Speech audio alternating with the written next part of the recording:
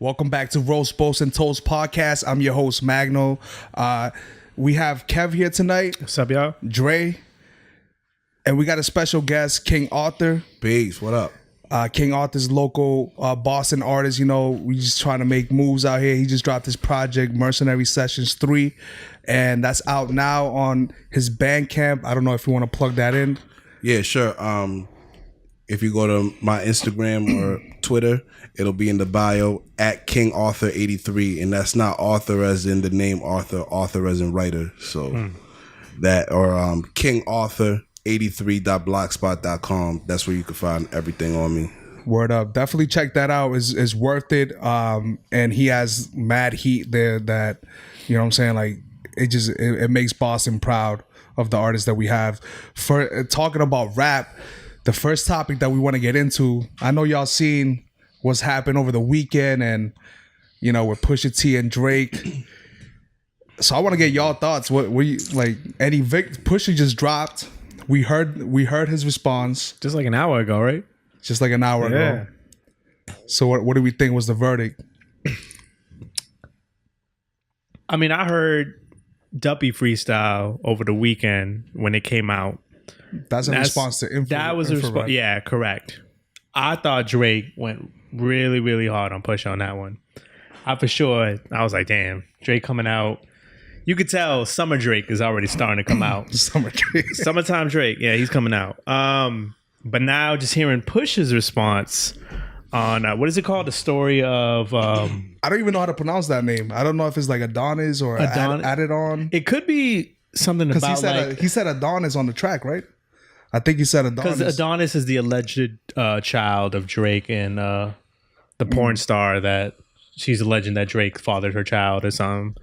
So it could be reference to that. But just hearing Pusha's response, I don't know, man. He got personal. He got real personal. He mentioned Drake's mom by name. He mentioned Sandy. Called out Sandy. That's a funny name. He called out Drake's father, Dennis. Even went as a name reference, or not really name reference, but drop 40's name on that and kind of diss his baby mama. 40's his sickness, his sickness. MS. Yeah, which is woo, boy. What you think, King Arthur? I think the way because the way I'm trying to think about it is more as far as like the sequence of events, right? The Pusha track dropped with the album. The day that the album dropped, Drake snatched his whole momentum by responding right away. Yep. And along with the invoice. That was funny. Yeah, that was funny. Yeah. So it was like the way Drake seized the moment was better than what Pusha T did. You know what I mean? And I think he went harder on the response. However, I don't, I'm hesitating to even score this one just because Pusha's making it seem like this was just, like a warm-up. Yeah, like tip of the iceberg. So that's where I'm at with also, it. I wanted to ask you guys, like, do you guys think there's a lot of speculation that they think that this is calculated? Like that both parties came together to like hype up their albums. So they're all dropping this month in June. So that due to the fact that Drake responded really fast and he kind of had it seemed like someone gave him the heads up because he referenced the track on Pusha T's album. Okay.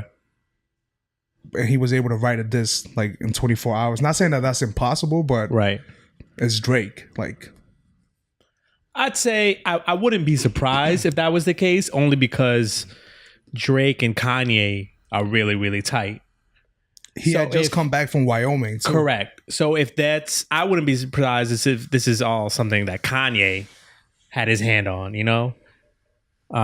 if he was kind of like the puppeteer to all this, who kind of went to maybe the both of them and like, look, because Kanye's quiet. Exactly. Kanye hasn't said anything, which I mean makes sense because he's boys with both of them, Yeah. But if you're involved in a project with Pusha, you would expect for him to like come out and say something. But the fact that he hasn't, I wouldn't be totally surprised if this is kind of all like a mastermind thing. By But him. I feel like Pusha T's response kind of nulls that correct. because it's like personal. Correct. And also, it was around this time, probably last year too, where Drake and Pusha already had something going on. When I think it was Two birds, one stone. Two Birds, One Stone when Drake came at Pusha and Cudi. Yeah. So it's not like this might be something that's new, you know? Yeah, I was just gonna say that. I was gonna say that that Pusha was already getting that. He already had problems with Wayne. Yeah. Wayne is Drake's boss. Yeah. So I'm not. You know me. I'm violating all types of no promo right now. I think, but however, I mean, it's those just guys. It's just barbershop. Those talk. guys. Yeah. Those guys.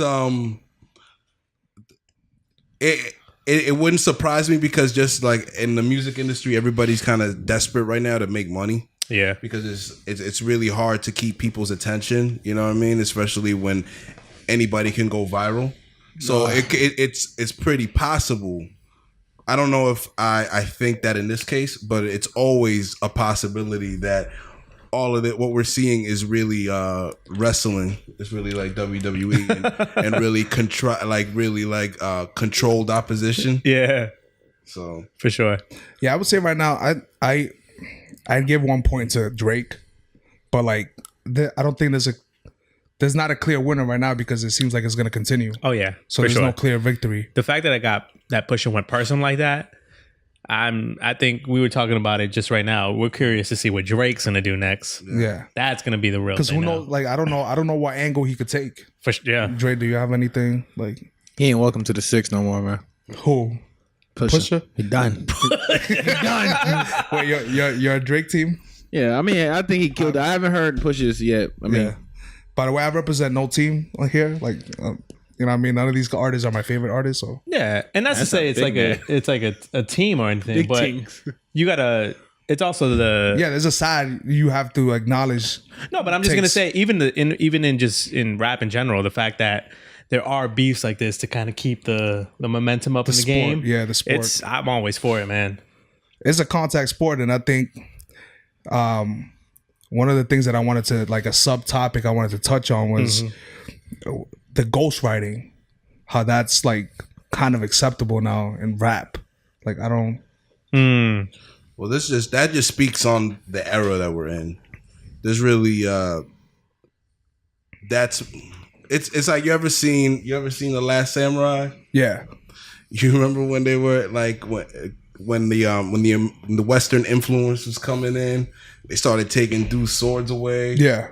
You know what I mean? That old way, like the old way, like there was only a few holding on to that old way of life and upholding that To like standard. that tradition, like And that's what like the internet and social media is kind of taking away. Yeah. They're like that new Western expansion. So it's like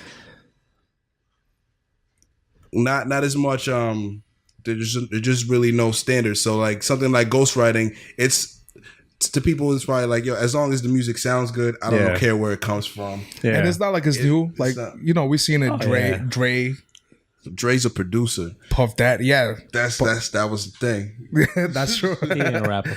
But we seen it like even back in the days, like MC Ren writing for NWA, the DOC writing for some of them too, Ice Cube. Yeah. So like it dates way back. But the thing is, I don't think it should ever be except like I don't think you can make the conversation of greatest of all time if you had a ghostwriter. Yeah, I'm with that. That's my problem. You can't hold the number one headband. You can't claim you're a swordsman and you never swung your own sword. Yeah. You know what I mean? If you're saying you're an entertainer and you're one of the top artists, like as an artist, yeah, but as a that's rapper, different. But as like a MC, I can't respect you in that light because from doing it, I know what it takes to do it. Right. So for someone else to take the shortcut and you want the accolades that someone like we would get for what we're saying, you know what I mean? And you just want to bypass that and have somebody else do the work for you. You can't be considered. You can't be in the conversation at all. Period. Yeah. I don't see it. I see it maybe in the business sense how that works. You know what I mean? Because Yeah. when you're going on tour, when those dudes are going on tour, we make music at a very at a smaller level. Those dudes have so many hands in different places, so many people dipping their hands in their business that they have to manage all that influence. They have to manage 80 things at once. So like kind of music takes almost the creative part almost takes a back seat to it.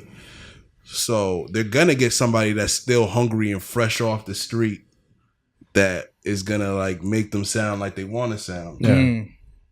Another subtopic that comes from this beef to get to Push's side is Drake accusing him of just like rapping about what he saw or like what he knew.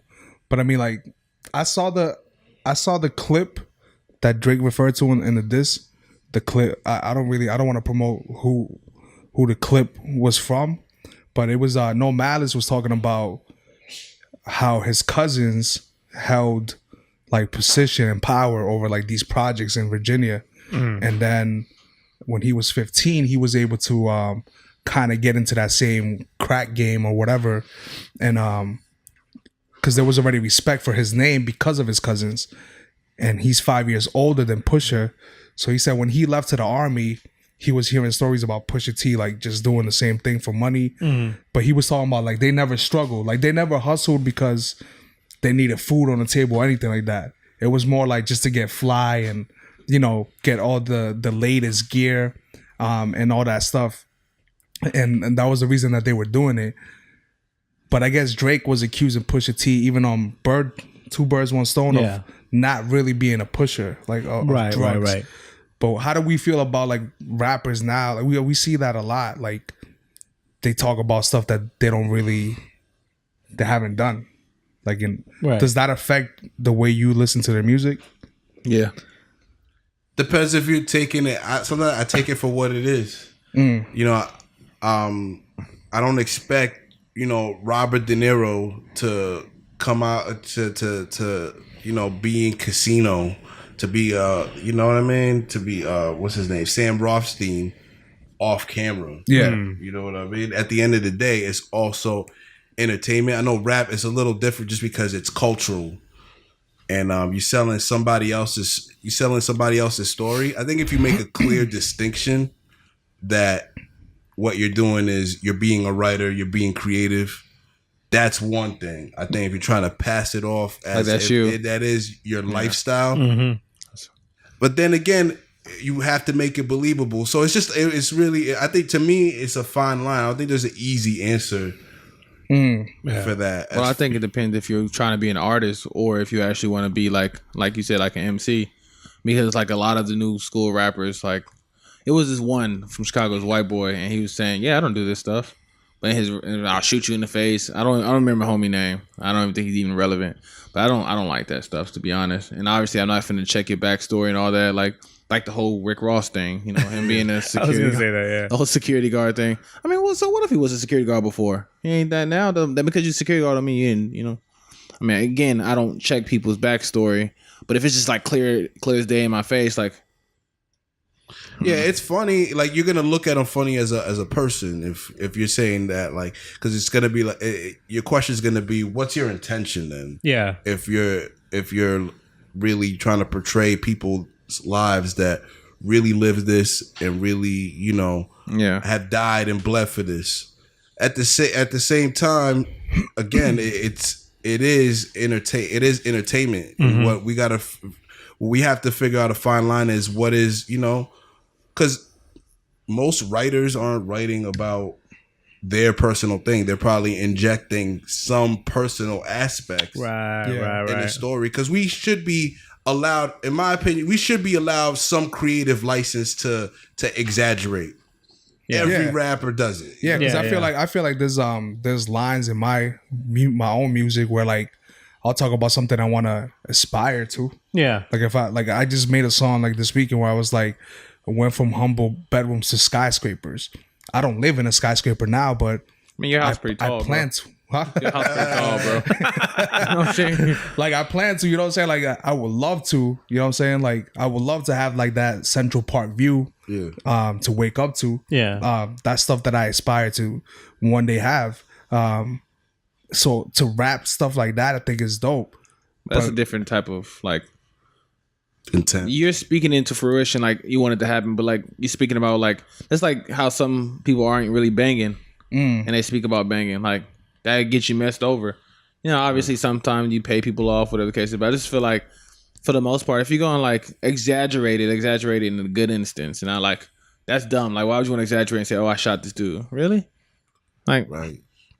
No, I agree. Yeah, I was just gonna say too, like just in terms of Pusha, like obviously he was involved in that Yeah. back in his day. Now he's not saying I'm the kingpin of the seats or anything like that. So he kind of dabbing on that a bit, but he had a line where he said like the only person that sold more weight than me was Eazy-E. But again, I think that's more towards the doing that for exaggeration for entertainment purposes. You know what I'm saying? So I mean, if you're in it, that's fine. You could talk about it, but just don't over exaggerate on things. And also just to say too, like the person who's coming at you, Yeah. like you got to make sure that, like for instance, Drake's coming at him for talking about how he wasn't really in the streets like that or whatever. Drake grew up in freaking the suburbs of Toronto. Like you gonna Toronto let that? rough. Toronto's rough, bro. The suburbs of Toronto? Yeah, I don't think so. get cold out there. Oh my god. Like okay, like let's look at someone like the writer of The Godfather, Mario Puzo. Was he in the mafia? You know what I mean? Yeah. It's a story. Exactly. It is a around- story. It's a story. And I feel like in rap they don't give us that space. They don't give us that same. They put a lot of pressure on us. They're like, nah, you're either this or you can't talk about it. Like, I mean, like, you know what I'm saying? It's really just unrealistic. You know what I mean? Me personally, I have my own standard, which is like there's certain lines I'm not willing to cross as far as portraying something or bringing like a particular aura around me that I don't agree with. Yeah. Just to get that attention for me. However, I think the people that are doing that, I'm gonna say this another thing that I've like been waiting to come to me. It's better than actually trapping.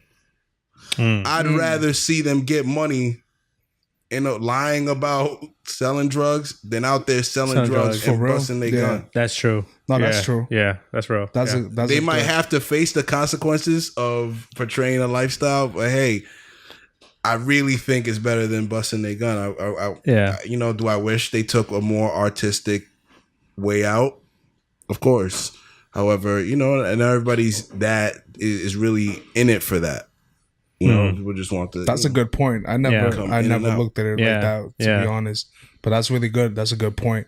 We wanted to get into the both section here, and like one of the topics is ways that you guys feed your mind, whether that's things you watch, read, things you listen, whether it's the music or the podcast or whatever it is. What are some like go-tos that you guys have? Like any books that you guys are currently reading or whatever, or even shows or just films. Like I watch a lot of lectures on a lot of things, like whether it's TED Talks, whether it's anything like that has to do either history, science, whatever interests me at the time, just because I have a natural curiosity for things like that anyway.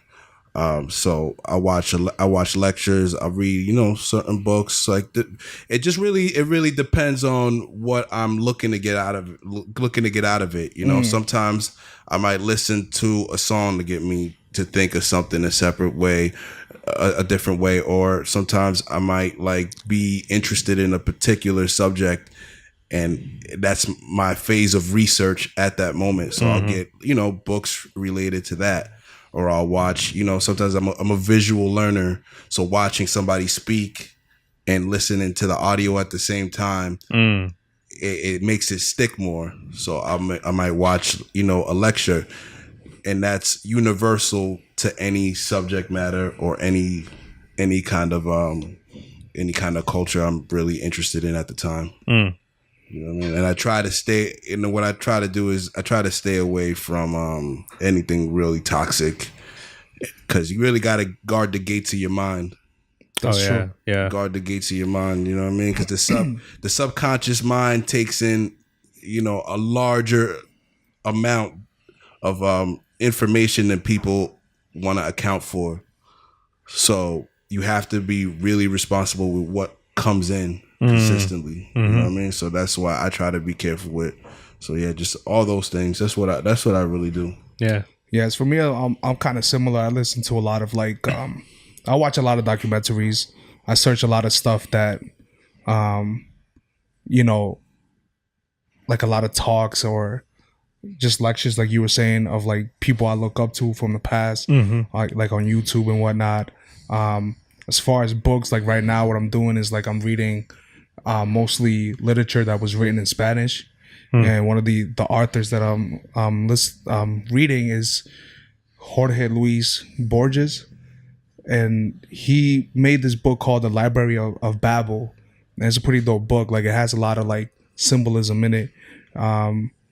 They have it in English too, like, but the Spanish title is called La Biblioteca de Babel, and so he's a writer that I look up to because he kind of influences my writing in my own work, in the sense of like I like to use double entendres and stuff like that. I just like using witty lines and stuff like that. So he uses a lot of that in his writing. Like he uses these like symbolic phrases that on the surface level it looks one way, but then when you dig deeper into it, it definitely has like a double meaning, or you could relate it to anything else. I used to watch TED Talks, but I kind of fell off from that. As far as podcasts, right now I'm like just like listening to podcasts of like serial killers, because it's interesting, you know what I'm saying? Like it's interesting, like just getting into the minds of like. I've been watching Locked Up. Ain't gonna lie. You've been watching Locked Up? Yeah. What's that? Is that like I mean, technically they're interviewing them, but it's more of like they follow one or two like inmates throughout the whole. I mean, it's interesting, but I kind of just I can't sit still, so I'm always researching something, whether it's on YouTube, Google. Right now, I'm actually in the process of learning something else to add on to what I'm doing already right now. And I've been doing that like crazy. And the way that it works with me is whenever I'm interested in something, it's kind of like overtakes everything else. So when I'm in it, like if I got any free time, like that's it.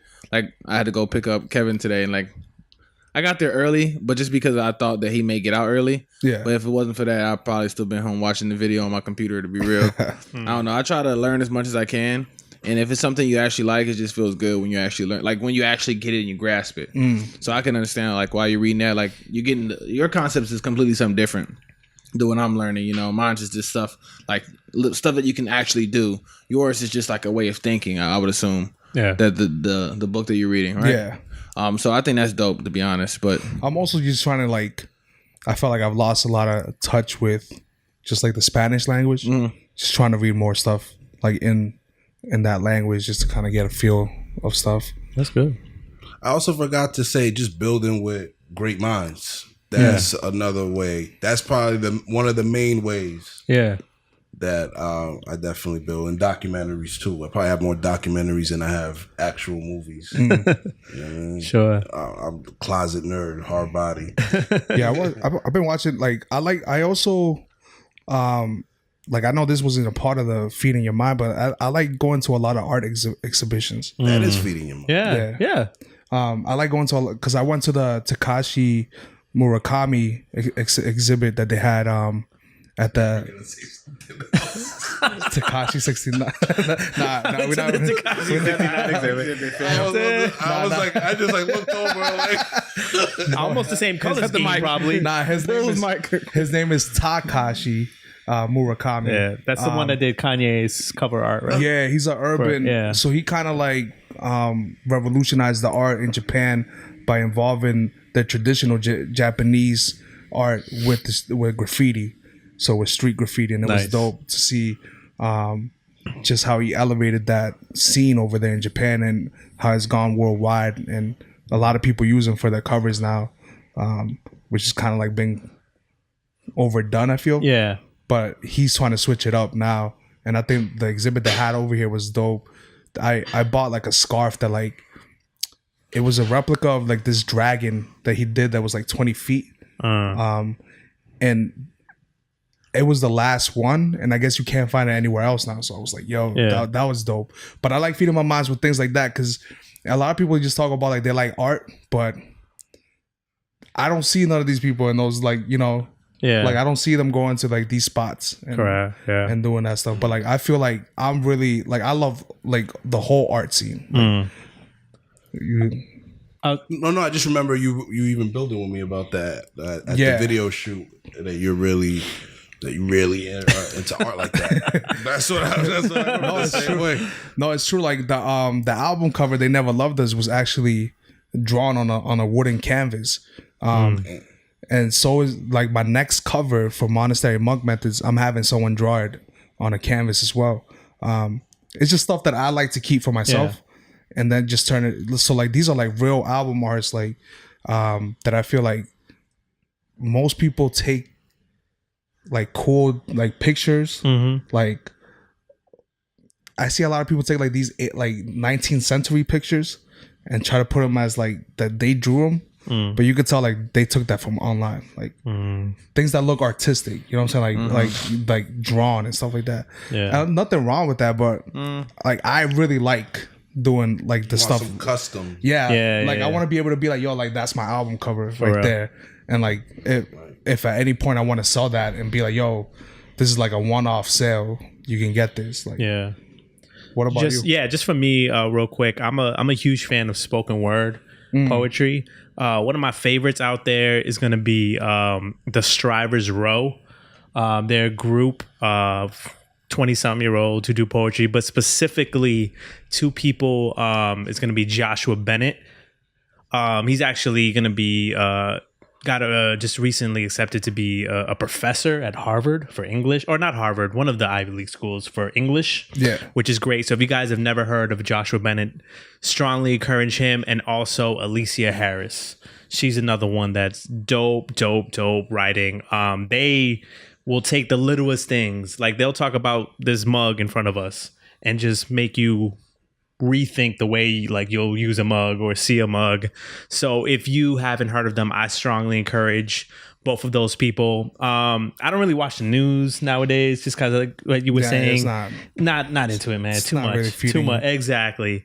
As far as music, I'm a big fan of R&B soul. I think we mentioned it on one of the past podcasts with Tony. There's a couple artists. JP Cooper's a huge fan of him. Daniel Caesar's killing it. He's killing it right now. He's starting to get more known. But just artists like that who people may not know about just yet, but they're creating great music. Brent Faiyaz, he's probably one of the dopest like R&B singers out right now, because I feel like his story is authentic. You know, so like he brings like a different side. Like he's actually from like the streets of LA, and like but he gives you like that old school R&B sound as well, with stories from like his upbringing. So I think like that's dope, seeing like them bring those elements together. For sure. But we're gonna wrap up right now a little bit, and we're gonna get into like the NBA finals up next. So stay tuned. Welcome back. We're still in the bowl section, and you know, with this weekend, the Celtics got eliminated. The Rockets got eliminated. Why are you looking at me? I told you it was going to be Cavs in 7. I told everybody that. I think King Arthur, does he like sports? Does he not? You want to clear the air on that? I know there's a misconception. Let me clear this up. I don't have a problem with sports. That's it. What it is I'm not gonna follow sports. I just have too many extra things, too many other things that I'm already following for that to get my attention to follow stats on something that I'm not somehow personally involved in. You know what I mean? I mean, that's fair. That makes sense. So that's what it is. That's what it is. My sports knowledge is this. This is my thing in the finals. Like, you know, the team that scored the most points, they won. You know, it was all at the end of the day. It's all about who wanted it more. That's a good answer. I thought so. That was in-depth analysis. That sounds like that answer that a player would give. I guess we wanted it more. We were hungry. We went out and got it. I think for me, like, the way I look at sports, I don't have like a personal attachment to it. But for me, like, boxing to me is one of the things I watch the most. And boxing to me, I compare it to like rap. Like, I always feel like there's always one person that's gonna like hold the top, and everybody else is competing to get to that and get that belt. I mean, obviously, and today, the way boxing is today is a little bit different. But to me, like, that's how I view. At least boxing to me is a different science than everything else. And I think it relates a lot to like just how I move in life. You know what I'm saying? Like the way, if you take like the fundamentals of boxing and stuff like that. Yeah. But getting to the NBA finals, this is gonna be a tough game for LeBron James, and I have him winning in 7. I'm not guaranteeing that. Yeah. But like, I would love to see him come out on top, just because I feel like he gets hate for no reason. And I'm just gonna agree with you on that. Like, I'm not like a LeBron hater. Like a lot of people definitely in Boston are. Like I said, I was the one who predicted Cavs in 7. Just because I knew eventually not having our 2 All-Stars was gonna hurt us. It was eventually gonna happen. And I'd rather it be it now than in the NBA Finals. If we would have went to the NBA Finals, we would have got crushed by Warriors. I don't think he's gonna get swept. I don't think so too, and that's what I was just gonna say. I'm actually rooting for LeBron. I really do hope he does get it. And I know this is, if he does end up winning, this is definitely gonna bring up the people who are like, "Oh, LeBron's better than MJ debate." Here we go. Which that's not gonna happen. I've come to a conclusion. They're 2 different players, 2 different eras. Absolutely. And you can appreciate both of their greatness without trying to pit them against each other. But I do agree with you. I am rooting for LeBron. If he does win this, though, this is probably going to be his best championship run. Yeah. Because he truly is kind of by himself. You know, people say Kevin Love's on the team, but he's hurt. I don't understand the LeBron hate. Like, yeah. I don't get it. Like, you know what I'm saying? Like, we're just that good. You gotta have people hate. Just only right. Oh yeah, for sure. Because like off the court, he's a good dude. Like, seems like a nice dude. You know what I'm saying? Like, and then when you see the interviews, like after the game analysis and whatnot, he always ups his team. Everybody says that he throws his teammates under the bus, but it's really the media that does it. So the media will have you thinking like, oh, he threw Kyrie Irving under the. But if you see all the interviews that he had after the games, he always seen him. He checked him about Kyrie at one time. He always, he was like, "This is the best point guard." They were asking him about Stephen Curry, and he was like, "No, he's like, this is the best." And I feel like that's what you should do with your team. You know what I'm saying? Like, for sure. If I have someone on my team, I'm gonna be like, "Nah, he's the best." You know what I mean? Like, why am I gonna hype up somebody else's man? Like, if this is my team right here. Yeah. Like when I say like this is the best podcast, like I'm gonna say like we're the best podcasters. You know. Yeah. I'm not gonna hype up somebody else. So I feel like I don't understand the hate on that. I'm excited to see if he can get this. If he could get this W, like the championship. I think this is like. No one's done this. Like this team that he's facing. Oh yeah. It's kind of like if you had Magic and Bird come together on one team against Jordan. Yeah. And obviously the skill set is a little bit different and the rules are different, but it's at that capacity where like it's a huge accomplishment that I feel like not a lot of people would be able to make this happen. The Rockets almost did it. I think they would have gotten the win if Chris Paul had not gone. I think so too. Yeah, because he would have shifted the game last night where they were shooting threes and missing. He would have slowed it down and been able to get some shots inside the perimeter and whatnot. Yeah. Instead of going for threes that you were gonna miss consecutively. Yeah. What was it, like 27 threes they missed? No, a row? more. Oh, in a row? Yeah. Yeah. But yeah, like NBA Finals, I got LeBron in 7 because I'm not a Cavs fan. I'm a LeBron fan. I get it. So even when he's with the Heat, you were just rooting. Yeah, for, I was just rooting for 'cause LeBron. it was Yeah, that makes I sense. don't think that's bandwagoning because people followed Jordan wherever he went. Like, you know what I'm saying? They forget that they followed Jordan whatever team he went. Like when he was in the league. He was on, it was just Chicago, and then he was with the Wizards. With the Wizards, for a brief yeah. time, And a lot of people were Wizards fans that all of a sudden, like... Yeah. I'd say, I'm going to agree with you. I'm hoping it'll be a 7-game series. Because even if it gets to 7, that's still... That's really impressive. great. That's still really impressive. Yeah. With this team that he has, well, this lack of a team. Yeah. There's no Kevin Love. There's no point guard. Yeah. So that's what I'm saying. If he does it by himself, this is going to be his best championship title of his career. What do you got for predictions, Dre? You already know who. Come on now. Yeah, but the people don't know. We're on a podcast. Not everyone can see the video. Yeah, they can Who's see on it. your hat? Oh, the Cavaliers. The Okay. Cleveland Cavaliers. Sorry. I know King Arthur don't even care. Hey, came out, man, they Whoever wanted scores it. the most points. man, you know, That's who King Arthur's going to... whoever, Wanted the most. you know, at the end of the day, it's about offense and defense. Ooh. That's what they always say at the end of the day. We're making King Arthur like violate mad no promo right now. Yo, Like, Coach Arthur right now. I know, right? Killing it. Yeah, I'm gonna get kicked out, yo. but talking about King Arthur, man, we want to get into this interview with you, man. We're excited to have you on the show. Excited to be here. And Peace to y'all. Yeah. right now it's strictly King Arthur time. So you dropped Mercenary Sessions Part 3, Right. the Japanese holdout. And on the cover you have Fidel Castro. Right. Can you dive deep into that and why you chose this particular image?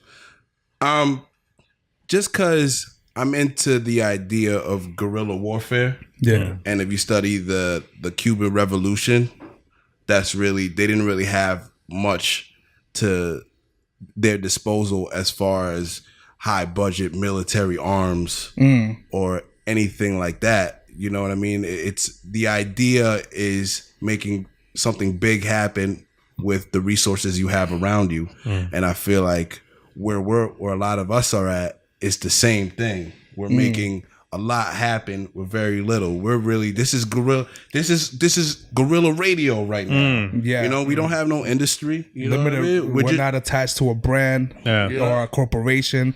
It's basically anti-establishment. It's exactly what it is, and that's what it represents. It means and it's a polarizing figure too, because some people would be like, "Oh, he's a tyrant," and other people he's a hero. I wasn't looking for a holy person. I was looking for something symbolically strong. You know what I mean? Makes sense. That's the mistake that people make. You know, they think that. So you're not necessarily like glorifying all he did, but No, of course not. However, no leader gets away clean. that's You know true. what I mean? No leader leaves unscathed.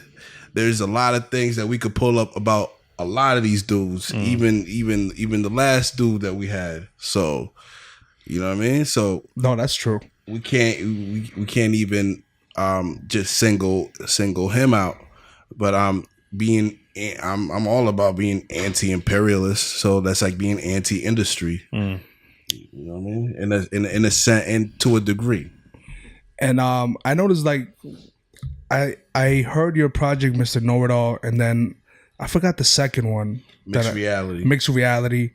And so there's definitely a difference between each project.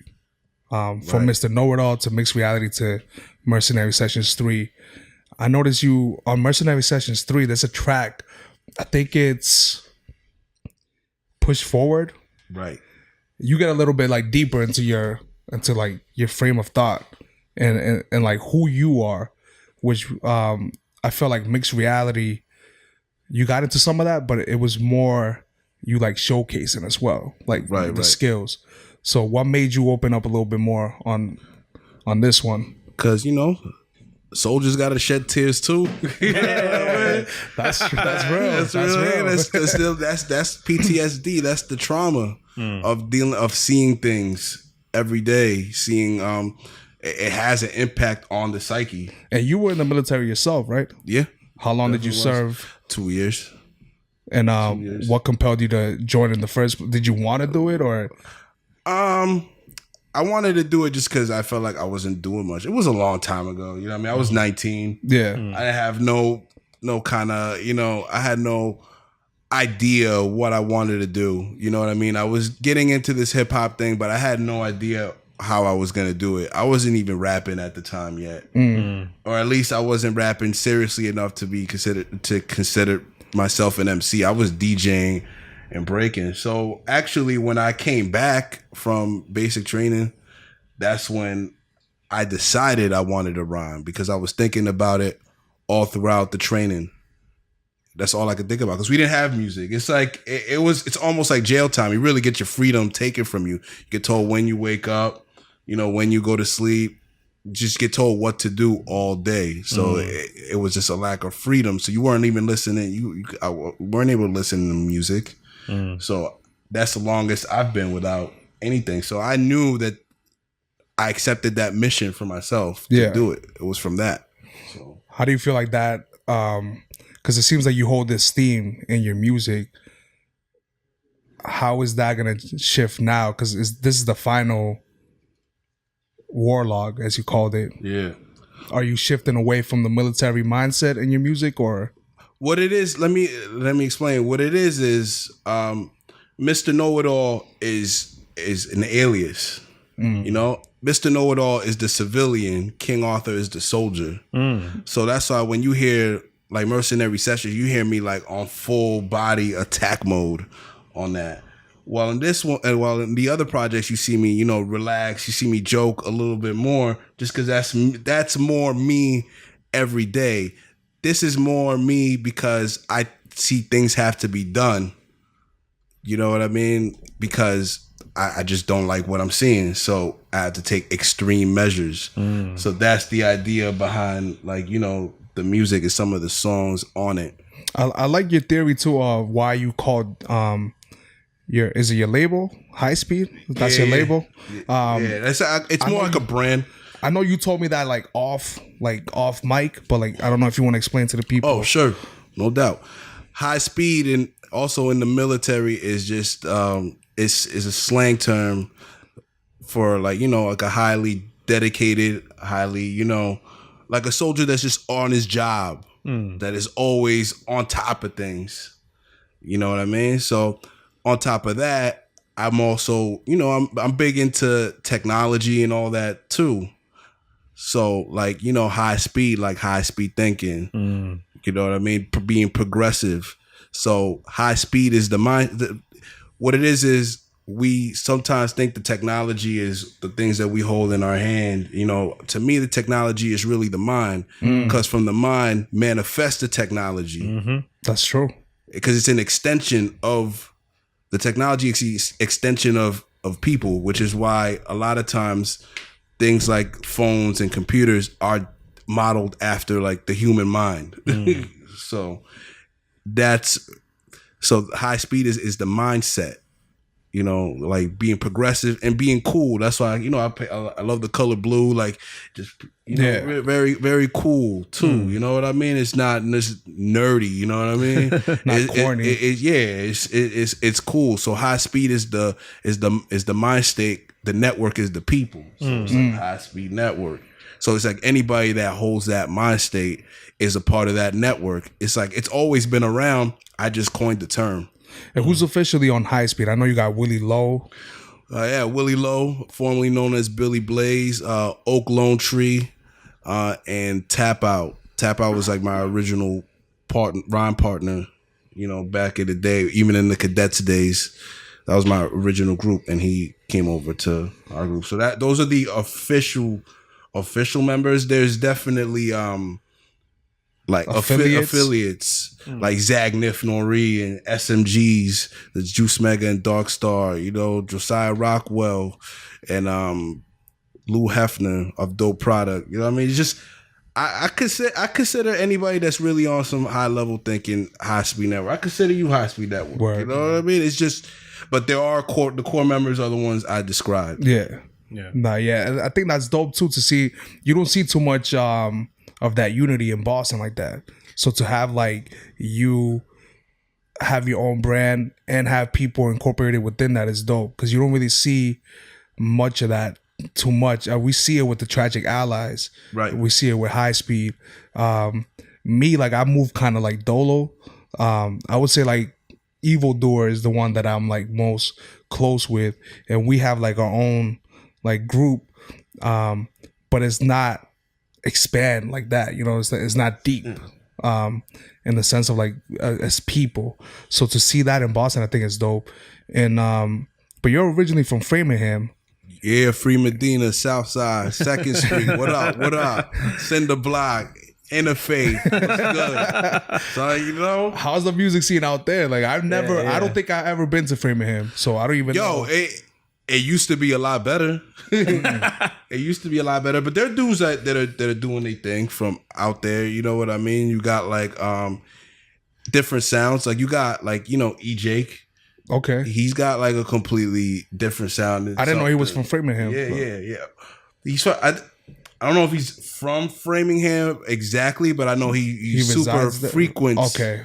Frequents there and has like a lot of family there, so he's basically from, you know what I mean? Yeah. By association. Yeah, like that.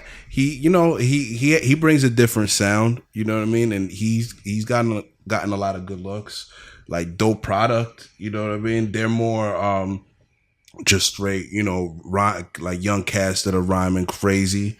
And you know, and you got like Havoc House, which are like, you know, they're the originators. They're the kind of like, they weren't the originators of like rap, like they weren't the first people rapping, period, but they were like the first people that were having, you know, they had a logo, they had videos, they had, you know what I mean? They had so they were the shirts. first ones to try to like brand themselves out there. And this is in the late 90s. Okay. Gotcha. Yeah. This is not when with MySpace and Facebook. So that's why it was on another level to me, just to see that. Yeah, to see them move like that at that era is way difficult than it is now. Like anybody can rap now.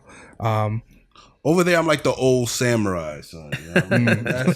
That's how I am. You know what I mean? People just more come to me more for like, you know, I build with a lot of them cats on mainly the craft, because that's where I'm at with it. Like the business part, you know what I mean? The business part is almost a hobby to me. That's a hobby to me. You were originally born in New York, though, right? Yeah, Crown Heights, Brooklyn. Yeah, my family. You know, I've spent part of my life in Manhattan, Washington Heights. You know, Dominicano. How long were you out there for? Till I was 9. You did your research, man. It's crazy, yo. I'm like, yo. Yes, the tough question. Bag pulled out the manila folder. I just pulled out the dossier. Nah. I'm trying to have like That's not peace. that generic, like, you know, That's interview. peace. Yeah, You know what That's I'm saying? peace. I'm like, oh. He's an hardware out here. I'm like, I think it would. If I don't know if the video comes out, but you're gonna see me like look at you a few times. Like, Yeah. oh, that's crazy. That the video is gonna drop. So we usually drop the videos on Thursday. And then like the other segment comes out on Friday. We're dropping the podcast tomorrow though. So that's gonna be fly. So I was in New York recently. I get the same feeling every time I go back. It's just like latent childhood memories. You know what I mean? When I go back, those are like my first experience for everything. You definitely have like that East Coast. I feel like you have that perfect East Coast vibe to your music. Like it's not. I appreciate that. 100%. It's reminiscent of a lot of like, to me personally, it reminds me a lot of like Kool G Rap, and I know you look up to him. And I think, I don't know if he's one of your influences, but I do hear a little Big Daddy Kane as well. Maybe when I was, you know, it's funny, when I was younger, I was listening to a lot of Big Daddy Kane is actually like the first record I've ever heard as a kid that I played myself. I played raw as a little kid, you know, and that was my cousin's record. I ended up having still being in possession of that same record that Wow. I played for the first time. That's dope. Yeah. Do you produce? No, I don't. I want to. You know what I mean? Because I get the concept. You know what I mean? Because I was DJing. Okay, yeah. You know That what I mean? Like I made like eight most beats producers before. start off like that. You know what I mean? That's how that was what I was doing. But I want to that. But I just like I said, I have like musical ADD where I could only if I'm writing, that's all I can do. Yeah. At that point. I definitely there's something I do gotta respect is the fact that the project you just put out, you mixed the majority of it yourself. You put the artwork together yourself.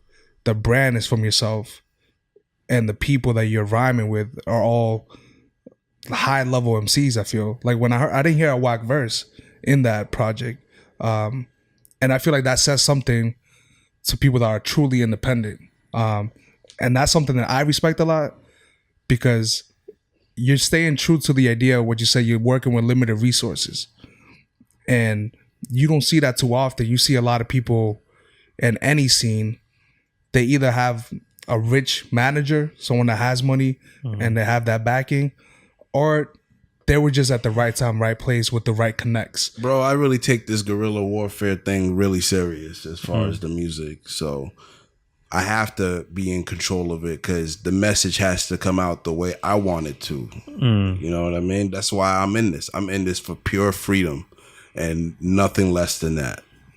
And I know you're an official lowhead.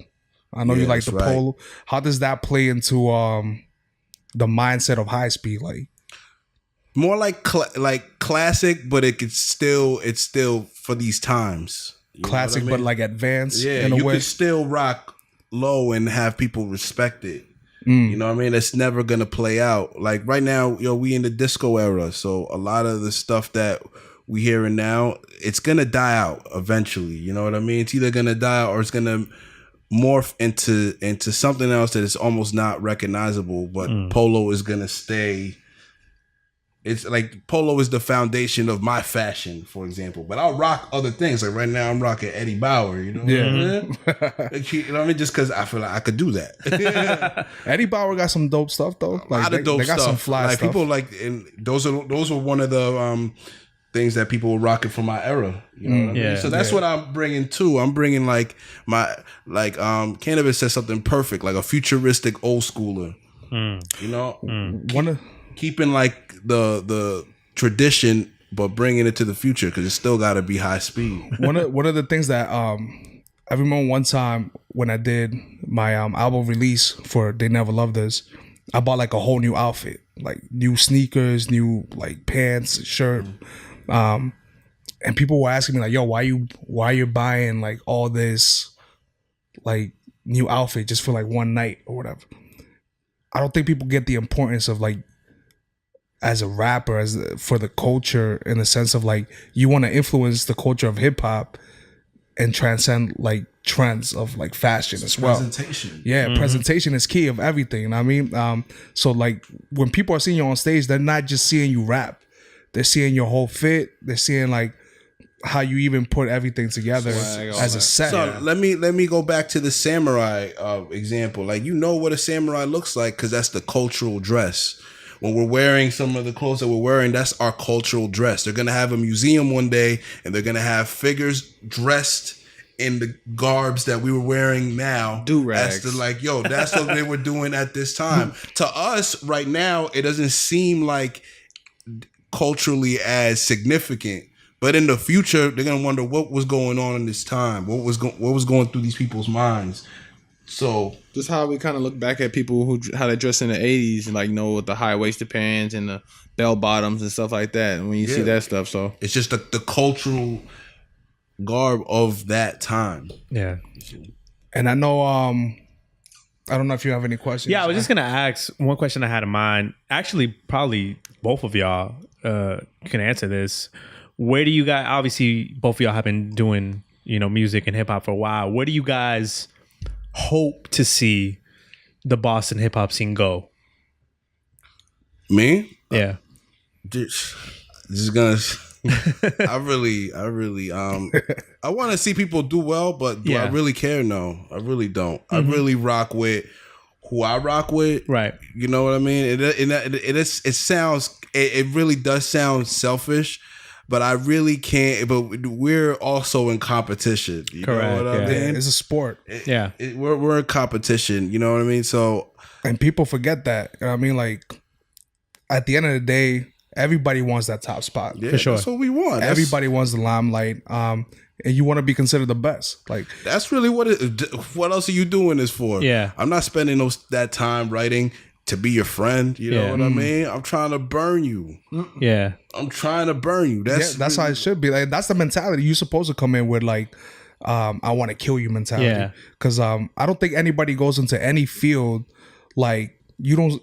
Steve Jobs didn't get into the fields of phones to be like, yo, I wanna tie with Samsung. I want to be, you know, Yeah. They're like, no, we want to innovate. We want to take it to a next level. I think the artistic scene is good. Is in a good space because there's a lot of choices. Yeah. That's another reason why I said that. The artistic scene, we're good. Yeah. It's Right. just the industry is what we would need. The You know what industry, I yeah. mean? It's more like opportunities to make money or to have more exposure. That's what I was gonna say. Like, especially since like Boston rappers in the industry, they don't get a lot of love, or really none at all. So I get that mentality of why you guys. I share the same sentiment as him, though. I mess Yeah. with who I mess with. Right. I'm always open to like connecting with other people too if they're dope. You know what I'm saying? I'm all about just making dope content and just like just rap. You know what I'm saying? It's not complicated. Right. It's not. But we're almost wrapping up. I just want to ask you one last question. I know that you're part of like the Nations of the God. How does that incorporate it in your music now? Like, do you still like? Because I know there was a time where a lot of people did like the Supreme raps and everything. The 5% is always going to be the 5% Nation teachings is always going to be prevalent in my music just because it's a culture, it's a way of life. So that's the way I think of things automatically off rip. You know what I mean? So taking things from knowledge to born, meaning to take it from the beginning stages and then bring it into existence, is always going to be in my mind. You know what I mean? So like with this project, for example, it was non-existent, and then now it's a physical product. You know what I mean? That's real magic to me. Yeah. that's real magic to me. So it teaches you to be self-reliant and really put stock in your own mind, and really it's about building. You know what I mean? Start from the bottom to the top. For sure. Because there is no limitations. So for sure, that's definitely the way it should be. And we thank you for being on the show. We definitely suggest all our listeners to go out. King Author. It's not spelled like the name, but like the writer. Yeah. And people think I spell it wrong. So Mercenary Sessions 3 is out now. Go cop that. Go support. And we'll be back in a little while for a freestyle. And where can they find it? Is King Author 83? At any either Twitter or Instagram at King Author 83. Author as a writer again, and the link in the bio, Bandcamp, or on my blogs or my blog site, kingauthor83.blogspot.com. All right, we'll be back with some freestyling. Peace. King Author.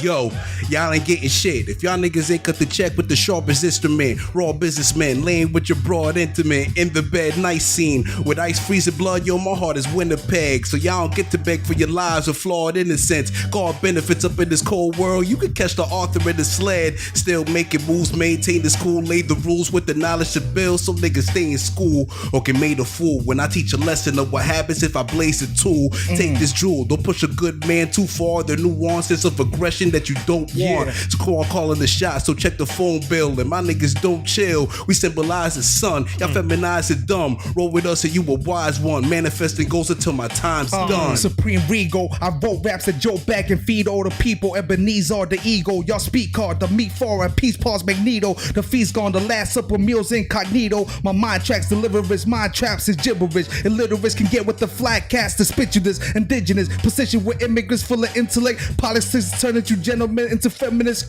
Polish pimping, college skipping with the wine I'm sipping. Bling magician with the vision of the diamond emblems. Different type of cloth, the garment district. It's not a district, it's a store. Bring your road, violent business with the marks of desire for the greater good. Onward, scavenger hunter, but she's a gone girl.